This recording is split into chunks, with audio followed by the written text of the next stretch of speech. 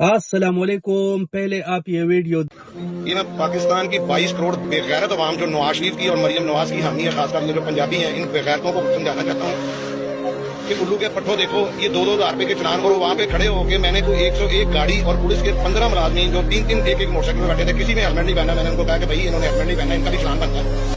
آگے سے مجھے کہا گیا ہے جی کہ یہ آپ نے ان کی خبر میں نہیں ڈالنا.